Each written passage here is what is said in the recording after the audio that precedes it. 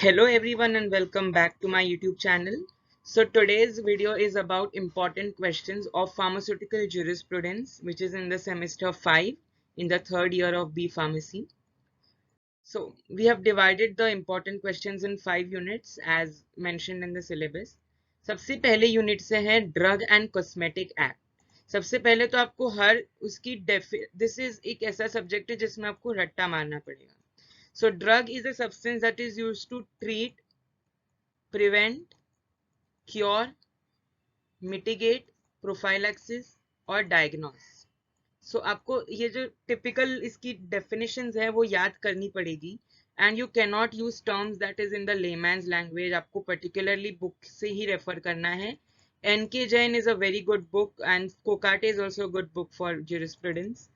Cosmetic is a substance that is applied, sprayed, poured or dusted on the human body or on the body externally or internally for cleansing purpose and beautifying.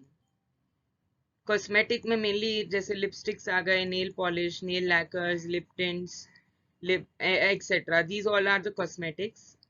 And drug obviously a substance that will help to treat, prevent, cure, mitigate or diagnose. So ये जो act है 1940 and इसका जो rule है 1945, आपको हर act की dates याद रखनी है एंड उसका मेन उसकी चीज है. जैसे इस ड्रग कॉस्मेटिक एक्ट के स्केड्यूल्स बहुत इंपॉर्टेंट है और उसमें भी schedule M, schedule F, schedule P and schedule X is most important. P मतलब लाइफ पीरियड, पी से पीरियड, पी से life period. So remember P for life period of the drugs, X is for narcotic substances यानी कि जो drugs of abuse होते हैं जिसको एक बार खाने से लत लग जाती है, जैसे मॉर्फिन, गांजा, चरस, भांग that are obtained from various other sources like opium, cannabis, cocaine. So now these include all the drugs that causes addiction or abuse. And M is for manufacturing, plant factory layout of homeopathic. M1 M2 दो होते हैं, M3 cosmetics के लिए होता है, कि एक homeopathic preparation के लिए होता है. And FF for ophthalmic preparations, F1, F2 for surgical devices, surgical dressings, medical devices, etc. So you need to remember these 4 schedules that are majorly important. Next is offenses, penalties regarding manufacturing of drugs. So if you go to see pharmaceutical jurisprudence के अलग अलग parameters है जिस पे आपको लिखना है. First is definitions. Next is power. Next is duty. Powers के अंदर एक्शंस भी आ जाता है. फिर है ऑफेंसेस और पेनाल्टीज, मतलब अब ये लॉ बने हैं तो इन लॉ को हम अपोज कैसे करेंगे, इन लॉ को ऐसे कौन सी चीज करे जिससे वो अपोज हो. And then if you go to see manufacturing of drugs में ऐसी काफी सारी चीजें हैं जो पेनाल्टीज ऑफेंसेस जो कॉज होती है. जैसे अगर लॉज बने हैं सो ऑब्वियसली उन लॉज को कोई अगर तोड़ेगा तो कुछ ऑफेंसेस, कुछ पेनल्टीज, जैसे सिग्नल तोड़ते हैं तो सिग्नल तोड़ने पे ऑब्वियसली द जो हवालदार होता है वो ऑब्वियसली आपसे ब्राइब लेता है, right. 100 rupees, 200 rupees, whatsoever would be the amount. Similarly, if you break the law, there has to be offense or a penalty that needs to be paid for the offense. Loan and repackaging license, extremely important. Licensing authority and controlling authority. Licensing जो है आपको, अगर आप loan, leave and licence पे लेते हैं सो आप क्या मैन्युफैक्चर कर रहे हैं, name, quantity, transport, import, export, जो भी है आपको सब इंफॉर्मेशन देनी होती है. रीपैकिंग में मेनली अगर आपको सपोज एस्पिरिन का पूरा एक कार्टून आया है जिसमें 100 टैबलेट्स हैं, अब वो 100 टैबलेट मुझे एक ही रिटेलर को नहीं बेचनी है, वो 100 टैबलेट मुझे 10 अलग अलग रिटेलर को भेजनी है. तो वो 100 टैबलेट का जो पैकेट है मैं उसको 10-10 टैबलेट करके उन 10 रिटेलर्स को बेच सकता हूँ. सो मैं एक बल्क फॉर्म्यूलेशन को रिड्यूस कर रहा हूं into less number of formulation, right. So this is the process of repacking, यानी कि मैं जो 100 टैबलेट का अलग अलग पैकेट्स थे मैं उनको 10-10 टैबलेट के पैकेट्स, 10 पैकेट्स बनाऊंगा 10-10 टैबलेट के. और ये 10 पैकेट्स जो है रिटेलर 10 रिटेलर को एक एक दे दूंगा. So this is what you call repackaging, the process in which a bulk drug is converted into less number of formulations. Similarly, next unit जो है हमारी वो है unit number 2, जिसमें आपको misbranded, adulterated and spurious. Now this is really tricky. ये हमेशा से एग्जाम में पूछा गया है, जीपैट में भी पूछा गया है और आगे भी पूछा जाएगा.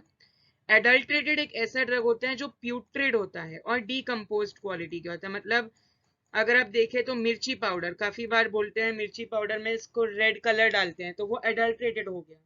हल्दी, अगर हल्दी में आप येलो कलर या yellow colour similar looking substance डालते हैं तो वो डीकम्पोज्ड, वो एडमिक्सर हो गया, वो एडल्ट्रेटेड हो गया.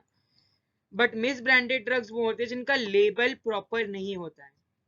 ऑल्सो जो कोटेड, प्रिंटेड, पॉलिश्ड होते हैं या सील्ड होते हैं, यानी कि अगर आपका पैकेट टूट गया है बट आपने उसे सील किया है कोई मटेरियल से तो वो मिस ब्रांडेड ड्रग हो गया.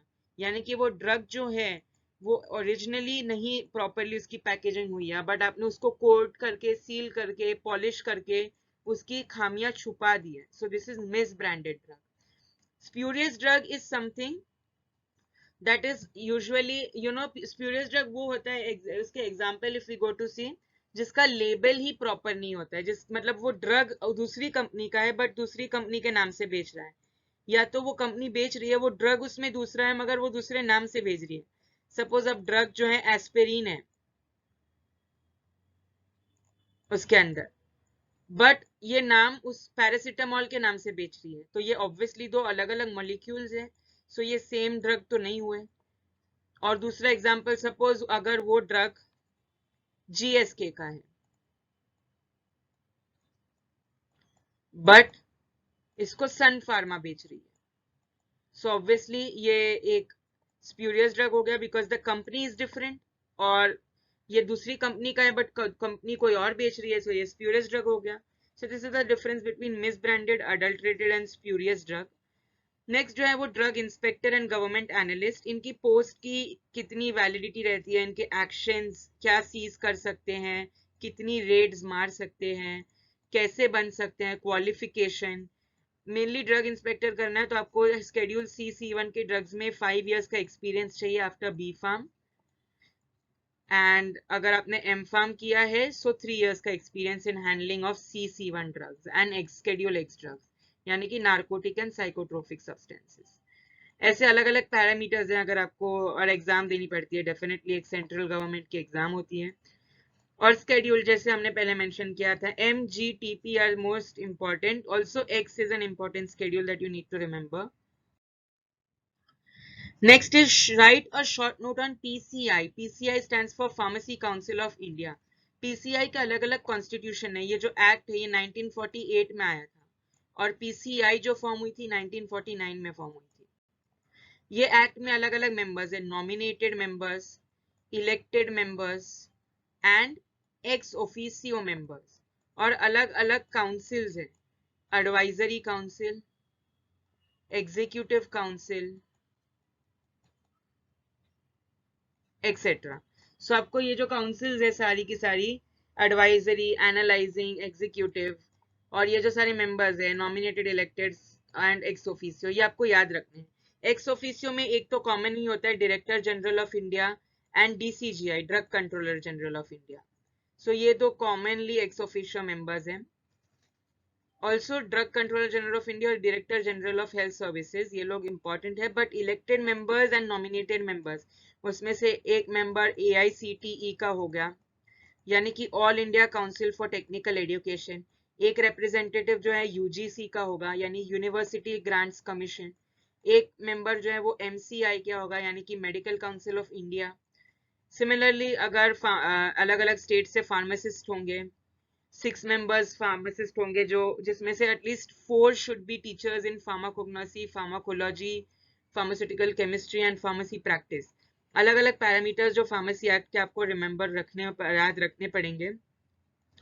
इनबाउंड एंड आउटबाउंड में मेनली बेसिकली इनबाउंड जो है वो बाउंडेड मैन्युफैक्चरिंग होती है, यानी कि इसमें आप एक्साइज ड्यूटी नहीं पे करते हैं. Excise duty is usually paid for alcohol, ताकि अल्कोहल का मिसयूज ना हो. सो एक्साइज ड्यूटी जो है नहीं पे की जाती है, नहीं। बट आउटबाउंड जो है वो नॉन बॉन्डेड। दोनों में अप्रूवल तो मिलता है, दोनों में लाइसेंस तो मिलता है, लेकिन एक्साइज ड्यूटी जो है हमें आउटबाउंड में पे करनी पड़ती है। और इनबाउंड में अगर देखें तो एक्साइज ऑफिसर जो होता है, नार्को कमिश्नर होता है, एक्साइज कमिश्नर का होना एसेंशियल है ड्यूरिंग द मैन्युफैक्चरिंग और transport. It may or may not, it has to be present, but outbound में they may or may not be present, मतलब अगर होगे तो भी चलेगा, बट इंपोर्ट एक्सपोर्ट के टाइम पे तो डेफिनेटली प्रेजेंस होनी चाहिए, सो दैट कोई ज्यादा इंपोर्ट एक्सपोर्ट ना कर दे, and there is no smuggling to overcome smuggling. So that is inbound and outbound manufacturing, and it mainly comes under Medical and Toilet Preparation Act, which is very important. Medical and Toilet Preparation Act 1955. आपको years बहुत अच्छे से याद रखने हैं हर act के. Functions of the State Pharmacy Council, Central Pharmacy, Central Council जो है वो Pharmacy Council होती है, State Pharmacy Council and Joint State Pharmacy Council, इनके functions, powers. Export of alcoholic preparation not that important. Ayurvedic and homeopathic preparation not that important. NTPS very very important. Narcotic Drug and Psychotropic Substances Act very very very important. और ये year है इसका 1985. इसमें से mainly आपको opium, cannabis और cocaine, ये तीनों ड्रग, ये तीनों पढ़ने हैं प्लांट्स. कोकेन से, कोका से यूजुअली कोकेन मिलता है, ओपियम से मॉर्फिन, कोडीन, हीरोइन मिलता है, कैनाबिस से अलग अलग कैनाबिस सटाइवा जो है, भांग, गांजा, चरस, हशीश, ये सारी नारकोटिक ड्रग्स मिल सकते हैं जो डिपेंडेंसी कॉज करते हैं. इसके ऑफेंसेस में काफी सिमिलैरिटी है, मतलब ऑलमोस्ट आप देखें तो कॉमन है. imprisonment of 1.5 imprisonment of 10 or 15 to 30 years and a fine of 1.5 to 3 lakhs. और अगर सब्सिक्वेंट, ये सब्सिक्वेंट कन्विक्शन के लिए, मतलब बार बार अगर आप कर रहे हैं, तो फर्स्ट कन्विक्शन अगर पहली बार किया है तो 1 to 2 लाख का फाइन है, एंड 10 से 20 साल की जेल है, 10 to 20 years of imprisonment. So this is what is the NTPS Act all about. And आपको हर एक एक्ट की definitions and words by heart करने हैं, and do not use external language. Please use the language that is used in the book. Next जो है हमारी unit number 4, उसमें दिया गया है DPCO यानी कि ड्रग प्राइस कंट्रोल ऑर्डर. अगर, और ये जो है ये अंडर एसेंशियल कमोडिटीज एक्ट आता है, that is governed by National Pharmaceutical Pricing Authority. सो इसमें दो टाइप के ड्रग्स होते हैं, एक होता है कंट्रोल्ड और एक होते हैं नॉन कंट्रोल्ड और नॉन स्केड्यूल्ड. और ये जो लिस्ट है ये NLEM के आती है, यानी कि national list of essential medicine. So DPCO में मेनली आपको ceiling price, average price to retailer, cost price, manufacturing cost, और उसका जो फॉर्मूला है that is PC is equal to PM 1 + M/100. ये फॉर्मूला आपको अच्छे से याद कर लेना है. एवरेज और मार्जिन जो होती है रिटेलर की वो ऑलमोस्ट 16% होती है, और जो MRP होती है उसमें टैक्सेस इंक्लूड होते हैं, लोकल टैक्सेस. बट जो PTR होती है, प्राइस टू रिटेलर, उसमें सिर्फ ड्यूटीज इंक्लूडेड होती है, no taxes. So DPCO is all about that. Exempted advertisements mainly Drug and Magic Remedies Act के अंडर आता है. Drug and Magic Remedies Act जो है, इट स्टेज के अगर कोई मंत्रा है, कोई कवच है, कोई चूरन है जो आपको खाने से, जैसे कुछ रेयर चीजें हो सकती है जैसे कि प्रेगनेंसी पिल्स और कॉन्ट्रासेप्टिव पिल्स, या फिर 10 दिन में वजन कम हो जाए, या तो फिर alopecia that is here loss कैसे कम किया जाए, ऐसे कुछ हाइपोथेटिकल फिनोमिना को जो आपको जल्दी ट्रीट करके दे दे, 100% क्योर, या तो कोई ऐसी एडवर्टाइजमेंट जिसमें डॉक्टर्स प्रिस्क्राइब कर रहे हैं या तो फार्मासिस्ट उसका प्रमोशन कर रहे हैं. Some certain advertisements also for rare disease that are not approved. These drugs are not approved. these formulations are not approved. And also कोई कवच मंत्र करने से आपको ठीक हो जाएंगे, these are all superstitions. So at these advertisement must be prevented, these are exempted, यानी कि इन्हें नहीं, you cannot show them on TV. And the unit 4 में that's Drug and Magic Remedies Act is more important, and DPCO के usually formulas आप याद कर लीजिएगा, that's more than enough. Next is committees. Pharmaceutical legislation से pharmacist की oath important है. आपको ये after you get, when you get your B.Pharm degree, आपको ये oath बोलनी होती है final year में. And Hathi and Mashelkar's committee. So one of them is health planning and survey committee, and one is health planning and development committee. और अलग अलग committees होती है. एक जो main important committee है, that is not written in this PPT, that is drug inquiry committee और Chopra committee. This is very very important committee, that is इसने ही pharmacy, it emphasized on the need to regulate the pharmacy profession. मतलब पहले जो था कोई भी formulate compounding dispensing कर देता था, but इस act के आने से एक particular regulation आया है on pharmacy profession, and it has helped to raise the status of the pharmacy profession. So there was need of a central laboratory for research purpose, and इसके अलग अलग जो recommendations हैं, आपको इसके recommendations याद कर लेने हैं. माशेलकर कमिटी, हाथी कमिटी एंड चोपड़ा कमिटी के. These are the 3 important committees, and इस पे एक compulsory question आएगा, so please do refer it well. So that's all for today's video. अगर आपको मेरा वीडियो पसंद आया हो, so please do like, share and subscribe, and let me know in the comment section which video you want me to upload next. Thank you so much.